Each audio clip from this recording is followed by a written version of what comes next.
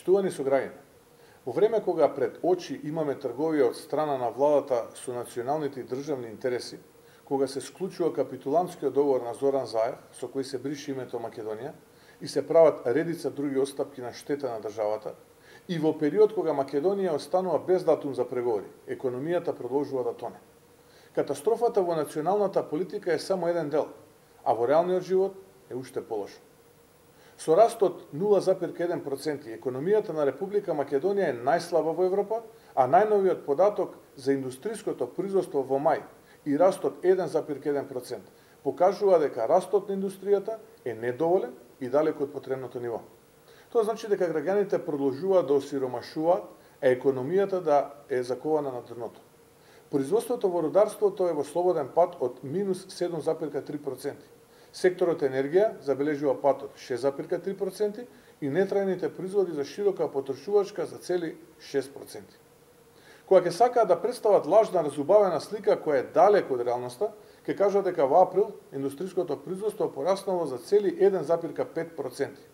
Но во исто време пропуштаат да кажат дека освен тоа што растот е незначително мал, тоа е и далеку позади европскиот просек.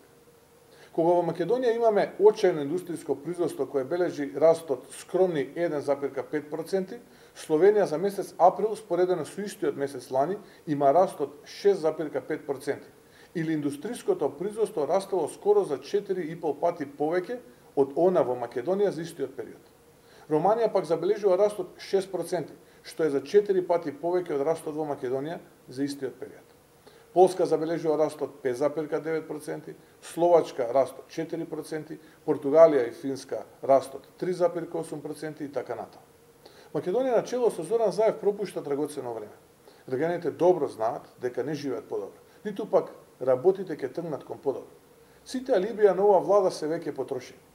Имаме ситуација каде владата го одзема последното достоинство на народот во исто време кога создава сиромаштија и истата ја зголемува.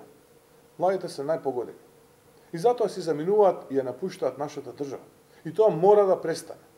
Моја особена грижа ќе биде вниманието за потребата на оваа категорија граѓани, затоа што тие заслужуваат подобро и тие заслужуваат повеќе, а ние тоа ќе го возможиме. За почеток ќе овозможиме за гарантирано вработување за 500 најдобри студенти секоја година. Наместо во странство, тие својата иднина ќе ја градат тука, меѓу своите најблиски, во нашата татковина. Ќе понудиме и многу други проекти. Следете ме. Работите мора да се променат. Состојбата на порази која оваа влада и Зоран Заев и ги носат на Македонија мора да престане. Македонија заслужува подобро и Македонија заслужува да победи.